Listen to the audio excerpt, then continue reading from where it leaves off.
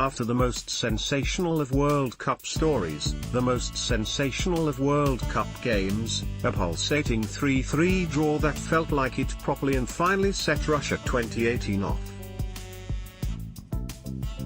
Even that barely begins to tell the story of a match rich in the highest quality and most enthralling of subplots, and replete with one of the great performances from one of the greatest ever players.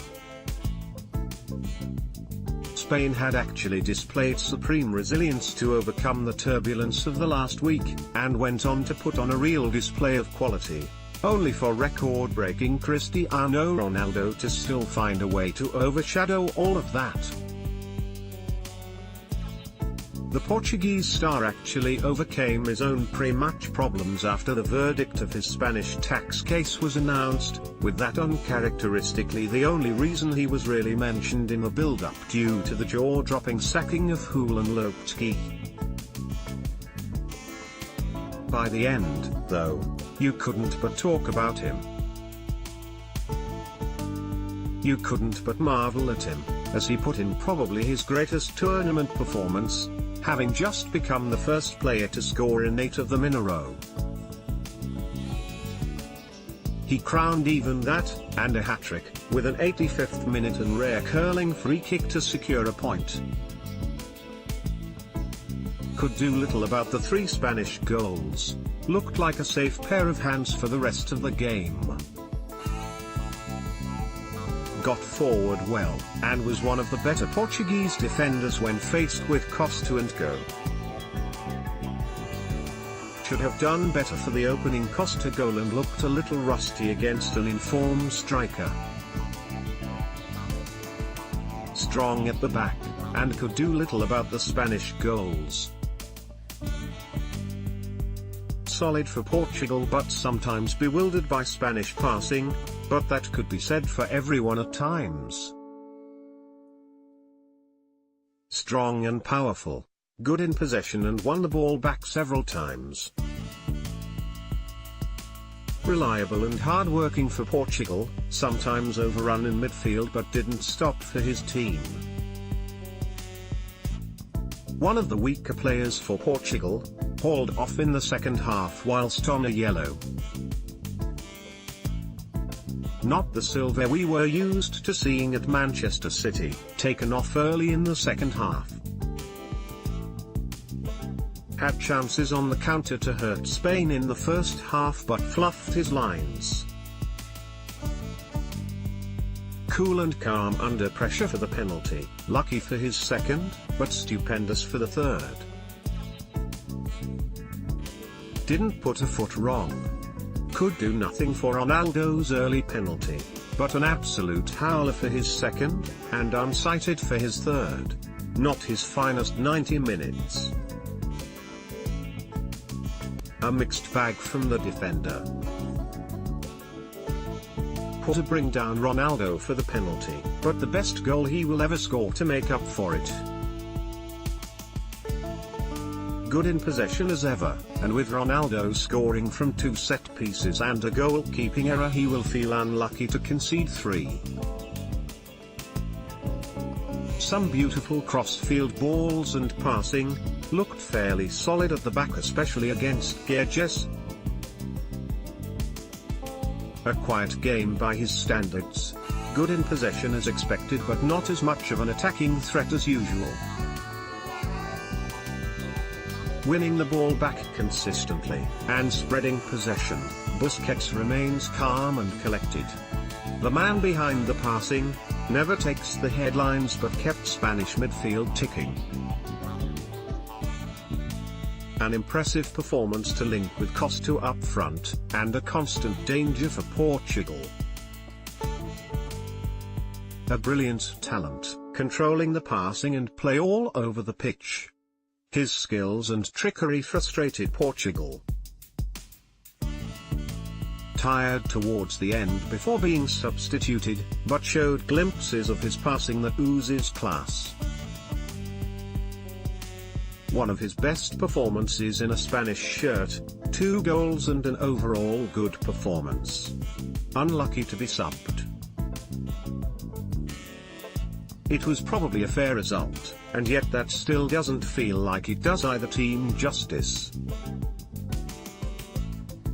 It doesn't do the game justice, either, one that twisted and turned as much as Diego Costa for his initial equalizer. There was also Real Madrid's further role in Spanish frustration, for one.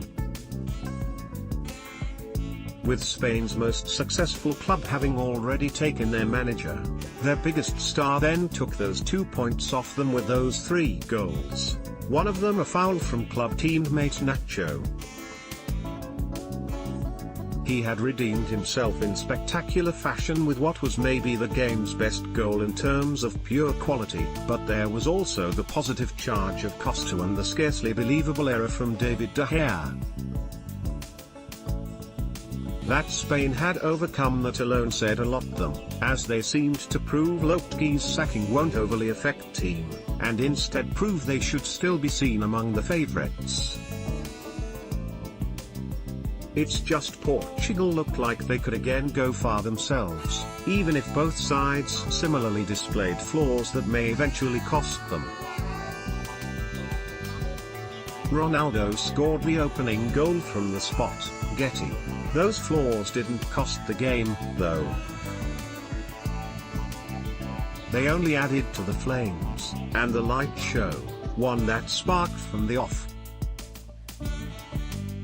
Even if Spain eventually, and creditably, overcame it, they did start the match suggesting the disruption of the last week had got to them, such was the disarray of their defense at that point. Fernando Hierro's side looked extremely susceptible to every Portuguese surge, and especially those of Ronaldo, something that remained the case for the first half before Sergio Ramos sorted but could still catch them out at some point in this World Cup.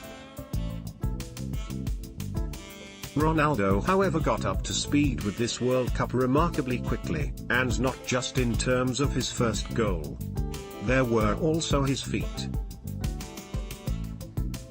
After just 2.5 minutes, he twice stepped over the ball in a blur of movement, enticing club teammate Nacho to commit himself and thereby commit a foul. It was a justified penalty, even if Ronaldo won it in every sense. Diego Costa fires Spain level against Portugal, Getty images. The Portuguese was already looking to the referee as he went down.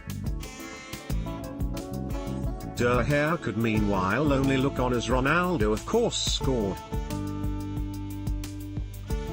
It was just his 4th World Cup goal at that point, but did mean he had also become the 4th player to score in 4 consecutive World Cups, after Pelé, Yui Sila and Miroslav Klose, to go with his tournament record. The most remarkable figure was really 33, though, because for Ronaldo to be this fast at that age is astonishing. It wasn't just his speed on the ball, but also that he seemed to recover his rampaging running outside the box, something we really haven't seen from him at a tournament since 2010 due to fitness issues. Spain by contrast looked remarkably leaden at this point, and as over the hill as in the shambles of 2014, rather than just experienced. David De Gea made a rare, crucial error, Reuters. That did change with the electrical charge of Diego Costa, who showed he will never change, as he scored the most quintessentially Diego Costa goal. It was born of pure resilience and tenacity. And maybe a foul. The striker initially won the ball with a collision that ironically saw the usually aggressive Pepe field the brunt of his arm, if not his forearm. Costa had no support, and a lot of defenders around him, but it didn't matter.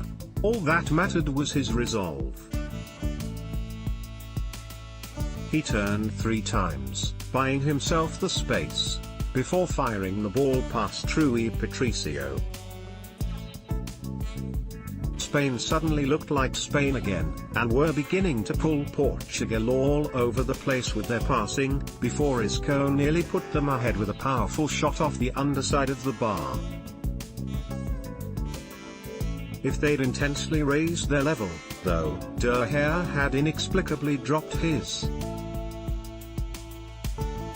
The goalkeeper had actually made an error in the warm-up match with Switzerland and hasn't really looked at his best over the past few weeks. He then made one of the worst mistakes of his career, as he allowed a low and hard Ronaldo shot through his fingers just before half-time.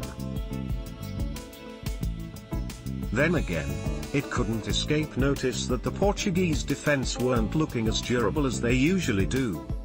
But that was likely down to a much more prosaic reason: age.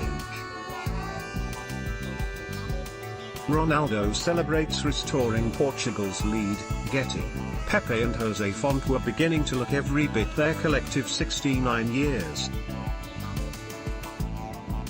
There just wasn't that make sure you get anything on it defiance that has been seen for most of the last decade, and they suffered as they came up against a do anything to get one over on new striker.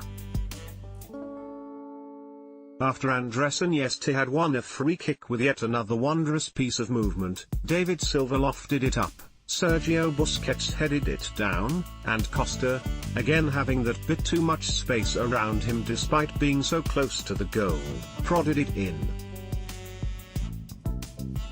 Spain had shown creditable resilience, and now began to properly show their resplendent creativity.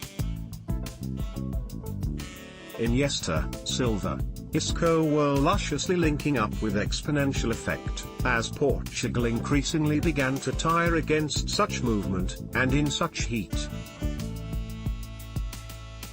Nacho scored a sensational second-half goal. Getty, Spain's peak, and maybe the most sensational display of pure technique in the match, was however something much less intricate. It was instead explosive, as Nacho exquisitely fired a low volley in off the post. It was not the game's peak, though. That was still to come. Ronaldo of course produced it. It was a set piece, as this World Cup was set off. Follow the Independent Sport on Instagram here, for all of the best images, videos and stories from around the sporting world.